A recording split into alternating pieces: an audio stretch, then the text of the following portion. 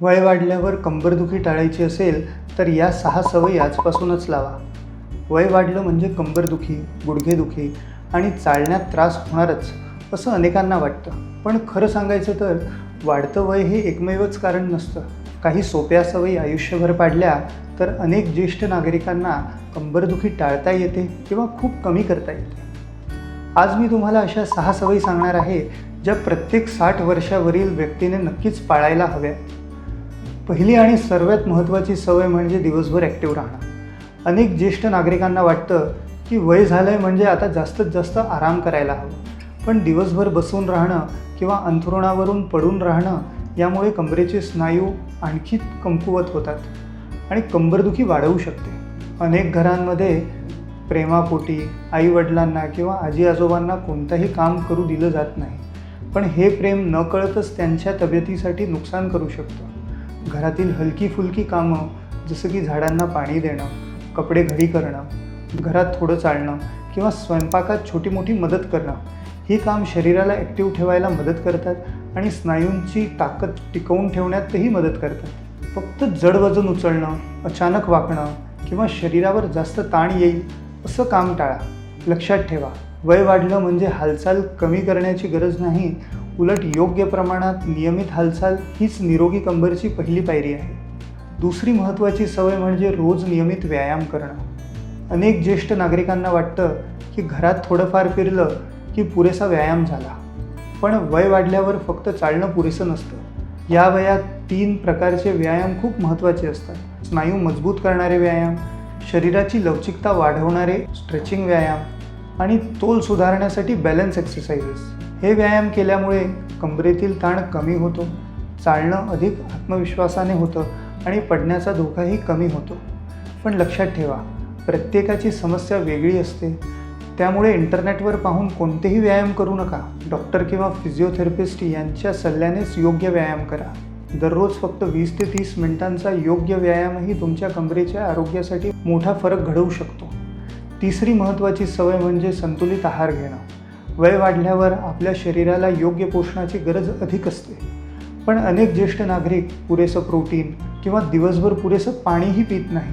प्रोटीनमुळे स्नायूंची ताकद टिकून राहते, कॅल्शियम आणि व्हिटॅमिन डी हाडं मजबूत ठेवण्यास मदत करतात.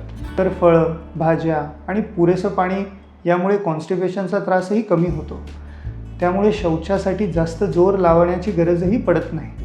दिवसभर पुरेसं पाणी प्या आणि प्रत्येक जेवणात प्रोटीन, हिरव्या भाज्या आणि फळांचा समावेश करायचा प्रयत्न करा. याबरोबर संतुलित आहारामुळे वजन नियंत्रणात ठेवण्यासाठीही मदत होते. वजन वाढलं तर त्याचा अतिरिक्त ताण कंबरेवर आणि गुडघ्यावर पडतो, त्यामुळे योग्य वजन राखणंही तितकंच महत्त्वाचं आहे. लक्षात ठेवा, औषधांइतकंच योग्य आहारही कंबर आणि संपूर्ण शरीराला निरोगी ठेवण्यासाठी महत्त्वाची भूमिका बजावतो. चौथी महत्त्वाची गोष्ट म्हणजे पडणे टाळा. वय वाढल्यावर शरीराचा तोल कमी होऊ शकतो आणि काहींची हाडंही कमकुवत झालेली असतात. अशा वेळी साधं घसरून पडल्यामुळेही मणक्या किंवा नितंबाच्या हाडाला फ्रॅक्चर होण्याची शक्यता असते. म्हणून घरात चालताना घसरणार नाही अशा चपला वापरा.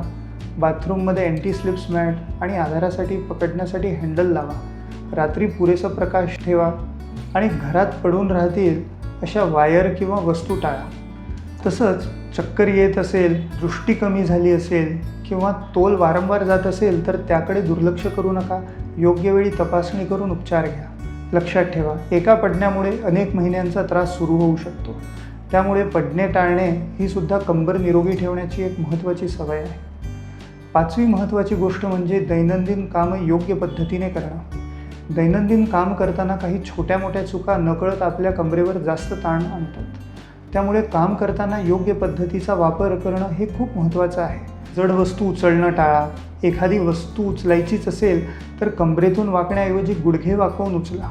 तसंच जमिनीवर जास्त वेळ बसणं टाळा. अचानक वाकणं किंवा उंच स्टूल किंवा शिडीवर चढून काम करणं शक्यतो टाळा. गरज पडल्यास कुटुंबातील इतरांची मदत घ्यायला अजिबात संकोच करू नका. लक्षात ठेवा, थोडीशी काळजी घेतली तर अनेकदा कंबरेवरील अनावश्यक ताण सहजच टाळता येतो. सहावी आणि शेवटची महत्त्वाची गोष्ट म्हणजे चांगली झोप घ्या. झोप ही फक्त शरीराला विश्रांती देण्यासाठी नसते, तर झोपमध्ये आपल्या स्नायूंना आणि शरीराला दिवसभराचा थकवा धुवून काढण्याचीही संधी मिळते. रोज ठरलेल्या वेळी झोपायचा प्रयत्न करा आणि शक्यतो 7 ते 8 तासाची झोप घ्या. तसंच आरामदायी गादी आणि योग्य उंचीची उशी वापरणंही तितकंच महत्त्वाचे आहे. चुकीची झोपण्याची पद्धत किंवा असुविधाजनक गादीमुळे सकाळी कंबर अधिक दुखू शकते. याबद्दल मी आधी सविस्तर एक व्हिडिओ केला आहे, त्याचा लिंक डिस्क्रिप्शनमध्ये आहे, तोही नक्की पहा. लक्षात ठेवा, चांगली झोप ही सुद्धा निरोगी कंबरसाठी औषधाइतकीच महत्त्वाची ठरू शकते. तर मित्रांनो, दिवसभर ॲक्टिव्ह राहणं, नियमित व्यायाम करणं, संतुलित आहार, पडणे टाळणं, दैनंदिन कामं योग्य पद्धतीने करणं आणि चांगली झोप या 6 सवयी अंगी कराल तर त्या वाढत्या वयामध्येही कंबर अनेक वर्ष निरोगी ठेवायला मदत करू शकते. आणि लक्षात ठेवा, वय वाढणं आपल्या हातात नाही, पण निरोगी राहण्यासाठी योग्य सवयी लावणं नक्कीच आपल्या हातात आहे. हा व्हिडिओ तुम्हाला उपयुक्त वाटला असेल तर तुमच्या आईवडिलांना किंवा आजी आजोबांना नक्कीच शेअर करा. आणि अशाच आरोग्यविषयक माहितीपूर्ण व्हिडिओसाठी चॅनलला सबस्क्राईब करायला विसरू नका.